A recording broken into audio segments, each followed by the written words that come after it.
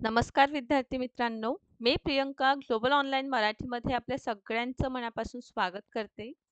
आज आपण महाराष्ट्र सेट परीक्षा 2026 करिता पेपर 1 आणि पेपर 2 दोनही पेपरचं 2026च्या एक्झामिनेशनमध्ये पासिंग हे सेपरेट असेल का, हे आपण आजच्या पर्टिक्युलर व्हिडिओ लेक्चरच्या माध्यमातून जाणून घेणार आहोत.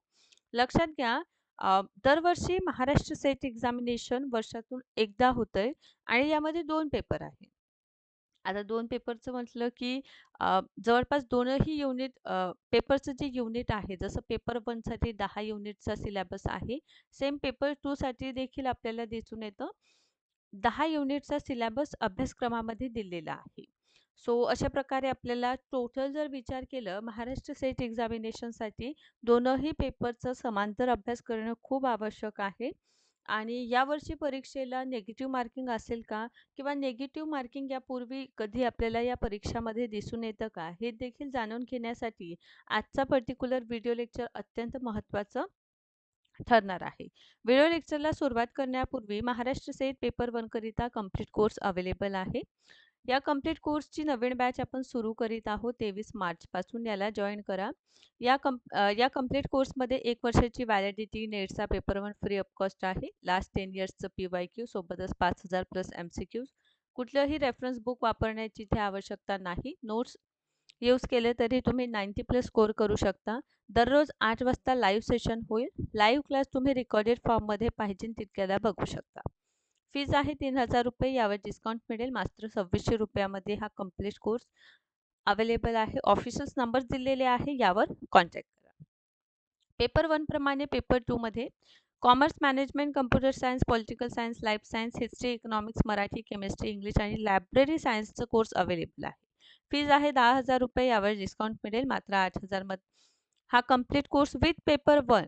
ठीक आहे. 1 वर्षाची व्हॅलिडिटी आणि नेट आणि सेटचा पेपर 1 इथे कंप्लीट तुमचं प्रिपरेशन होईल.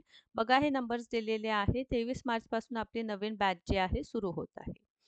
सगळ्यात महत्त्वाचं मित्रांनो, लक्षात घ्या, महाराष्ट्र सेट एक्झामिनेशन दरवर्षी आपल्याला एकदा होताना दिसून येतं. 2026ची देखील एक्झामिनेशन आपल्याला होताना दिसून येईल. ठीक आहे. त्यामुळे एक्झामिनेशनच्या प्रिपरेशन म्हणजे अभ्यास जे आहे त्याला तुम्हाला सुरुवात करून द्यायला हवं. कारण तुम्ही जर म्हणाल की पर्टिक्युलर नोटिफिकेशन येईल किंवा ॲप्लिकेशन फॉर्म नंतर जरी तुम्ही भरतो अभ्यास करतो म्हटलेलं, तरीही जवळपास 3 महिने 2 ते 3 महिन्याचा कालावधी दिलेला असतो. त्यापेक्षा जर आपल्याला माहिती आहे की पर्टिक्युलर आपल्याला ही परीक्षा टार्गेट करायची आहे, ही परीक्षा जर आपल्याला द्यायची आहे, त्यासाठी तुम्ही आजपासूनच अभ्यासाला सुरुवात केलेलं योग्य ठरेल. तर बरं, 3 महिना ॲप्लिकेशन फॉर्म सुरू झाल्यानंतर आपल्याला मिळतं. पण त्यामध्ये तुम्ही रिव्हिजन करू शकता. कारण या एक्झामिनेशनला जर तुम्हाला क्वालिफाय करायचं आहे, तर तुम्हाला डेली थोडा अभ्यास करणं खूप गरजेचं आहे. कारण आपण कितीही म्हटलं तरी सिलेबस जे आहे, एक पर्टिक्युलर मोठा सिलेबस आपण टार्गेट करीत आहोत आणि ज्यामध्ये पेपर 1 देखील आहे आणि पेपर 2 देखील आहे. सो 2 पेपरचा इथे आपल्याला काय करावं लागणार आहे? अभ्यास करावा लागणार आहे. त्यामुळे डेली बेसिसवर तुम्ही अभ्यास करा. अभ्यास केलेला जो भाग आहे त्याचं तुम्ही सेल्फ नोट्स बनवा, आहे ना? हे नोट्स जे आहे अंतिमतः जेव्हा लास्ट 1 मंथ राहिलेलं असतं, तेव्हा तुम्हाला या नोट्सच्या माध्यमातूनच रिव्हिजन करण्यासाठी खूप मदत होत असतं. सोबतच तुम्हाला दिसून येतं, की ही परीक्षा जी आहे ते ऑब्जेक्टिव्ह फॉर्ममध्ये आहे. वस्तुनिष्ठ स्वरूपाची परीक्षा असते, ज्यामध्ये पर्टिक्युलर हे 4 असे ऑप्शन प्रत्येक प्रश्नांवर दिसून येतं. सो अशा वेळी आपल्याला मल्टिपल चॉईस क्वेश्चन सोडवता यायला हवं. त्यामुळे प्रॅक्टिस करावं. दोनही पेपरविषयी आपण बोलत आहोत, कारण पेपर 1 आणि पेपर 2 दोनही पर्टिक्युलर जे आपले पेपर्स आहे, या दोनही पेपरमध्ये एम-सी-क्यू बेसच आपलं एक्झामिनेशन होणार आहे. त्यामुळे जास्तीत जास्त तुम्हाला प्रॅक्टिस करणं तितकंच महत्त्वाचं ठरेल.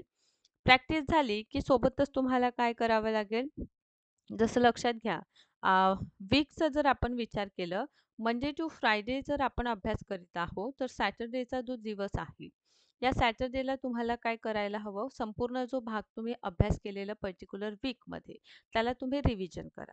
आणि हेच जर कंटिन्युअस तुम्ही सुरू ठेवलेलं, तर नक्कीच हे परीक्षामध्ये तुम्हाला मॅक्सिमम स्कोर जे आहे ते होणार आणि तुम्ही ही परीक्षा क्वालिफाय होणार. सगळ्यात महत्त्वाचं इथे पॉइंट ठरत असतं पी-वाय-क्यूज. आता पी-वाय-क्यूज काय रोल प्ले करीत असतात या परीक्षेमध्ये? तर बघा कुठल्याही परीक्षेचं जेव्हा आपण अभ्यास करतो, तेव्हा त्या परीक्षेसंबंधित माहिती देणारा सिलॅबस आपल्यासमोर असावं आणि प्रश्न कशा पद्धतीने विचारलं जातं, हे पाहण्यासाठी म्हणजे जे प्रिव्हियस इयर्समध्ये प्रश्न आहे पहा. क्वेशन पेपर पाहिल्याने डिफिकल्टी लेव्हल कळतं. कोणत्या पर्टिक्युलर टॉपिकवर जास्तीत जास्त फोकस करण्यात आलेला आहे, हे देखील आपल्याला जाणून घेण्यामध्ये मदत होते. आणि वारंवार विचारले झाले म्हणजे प्रत्येक वेळेस असे काही महत्त्वाचे टॉपिक्स आपल्यासमोर असतात, ज्यातून नक्कीच आपल्याला प्रश्न येताना दिसून येतात. सो हे सगळं जाणून घ्यायचं आहे, तर पी-वाय-क्यूज तुम्ही अभ्यास करा. आपल्याकडे वेळ आहे, तर जवळपास 6 to 7 इयर्सचं क्वेश्चन पेपर आपल्याला इथे अभ्यास करायचा आहे. जेणेकरून आपल्याला व्यवस्थित टॉपिक मिळेल आणि पी-वाय-क्यूज टॉपिक देखील अभ्यास करणं आपल्याला तेवढंच परीक्षेसाठी महत्त्वाचं आहे. आता येऊया पेपर 1 आणि पेपर 2 या दोनही पेपरवर काय आहे? ओके.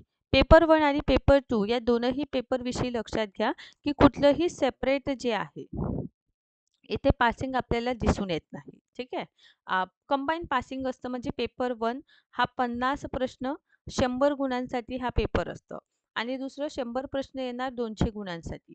ठीक आहे. 100 प्रश्न इथे येणार आहे 200 गुणांसाठी. ठीक आहे. तर इथे मित्रांनो तुम्हाला काय लक्षात घ्यायचं आहे, तर सेपरेट काही पासिंग नाही. कट ऑफ हा दोनही पेपरचा म्हणजे पेपर 1 आणि पेपर 2 मिळून कट ऑफ लागत असतं आणि कुठलंही निगेटिव्ह मार्किंग आपल्या परीक्षेमध्ये आपल्याला दिसून येणार नाही. ठीक आहे. म्हणजे सेपरेट कट ऑफ इथे राहणार नाही. कंबाईन असेल पेपर 1 आणि पेपर 2 दोघांचं सोबतच आपल्याला इथे पाहायला मिळेल.